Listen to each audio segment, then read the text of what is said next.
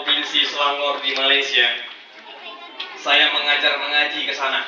Saya mengajar ngaji rumah ke rumah, door to door, menjadi ustadz privat di sana. Jadi saya mengajar mengaji di rumah seorang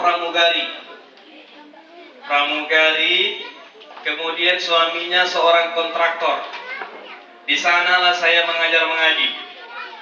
Saya mengajar mengaji habis sholat maghrib hingga ke Isya. Sampai Isya, azan Isya, Allahu Akbar, Allahu Akbar, kata masjid. Saya bilang kepada anak murid saya, 2 laki-laki, 3 perempuan, saya bilang, kita sholat Isya jamaah yuk. Ayo Ustaz, ambil air wudu. Diambillah. Ketika itu setelah orang itu saya lihat sudah mengambil wudu, saya suruh ambil telekungmu, ambil sajadah, ambil peci. Diambillah telekung. Ya Allah, telekungnya rapi kali. Padahal di sana nggak ada rapi kan, tapi rapi. Ya Allah, ini menyambut Ustadz datang nih saya rasa. Kemudian sajadahnya dari Mekah. Ya Allah, cantik kali sajadahnya. Lipatannya itu masih bagus. Saya bilang, ya Allah, penghormatan kepada Ustadz ini ya Allah. Saya bilang. Habis itu mau sholat.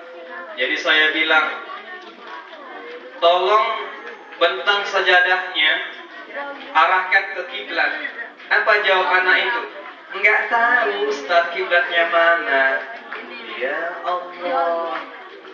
Coba dulu tanya mamamu, di mana arah kiblat. Ditanya anak inilah kuat-kuat, mama.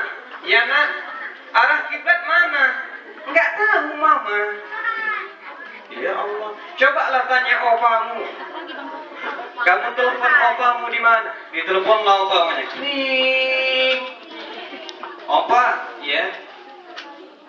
Arah kiblat di rumah kami mana, opa? Apa kata opanya? Opa juga lupa.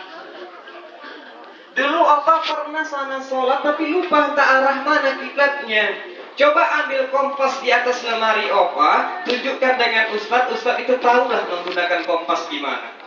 Diambillah kompas. Saya letakkanlah, ya Allah, rupanya jarum kompas ini pun sudah putus.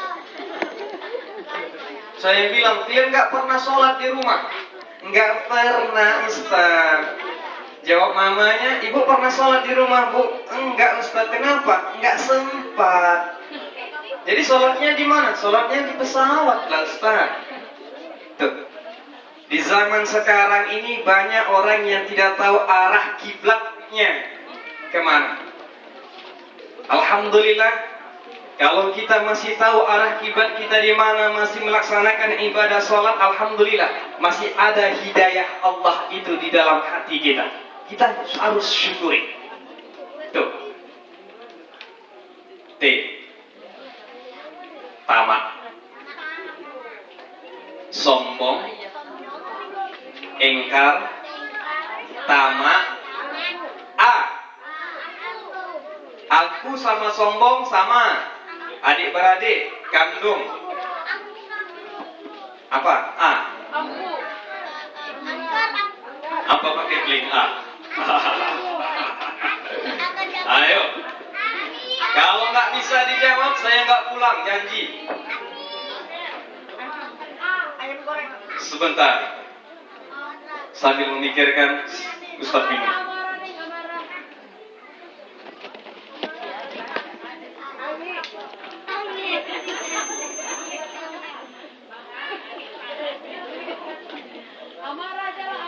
Apa? Amarah. Betul. 2 kali sudah betul. Insya Allah saya kasih coklat nanti. Tapi nanti di akhirat cari saya. Amarah. Kenapa iblis setan itu suka amarah? Wajar. Kenapa? Karena setan itu diciptakan Allah dari api. Jadi kalau kita lagi marah, sebenarnya bukan kita yang marah itu. Itu godaan daripada setan. Setan sudah masuk ke dalam tubuh kita. Makanya kalau kita lagi marah, cobalah berkaca, Bu. Pasti di sini merah.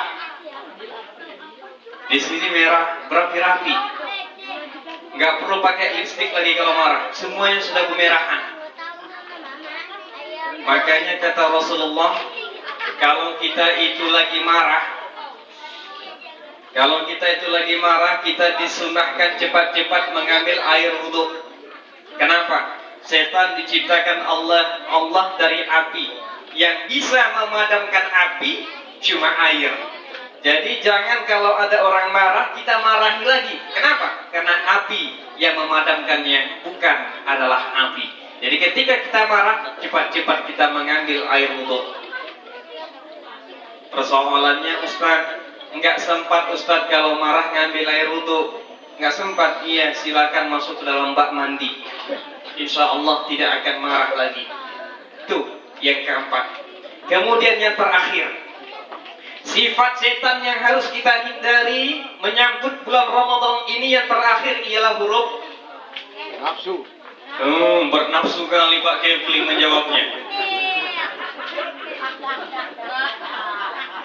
Apa itu? N. Nasi uduk. Ayo N, ini serius ini. Kalau enggak pulang saya. Nafsu. Janganlah cipta nafsu tengah malam ini, ya Allah. Istri saya jauh nih. Apa itu nafsu? Nafsu.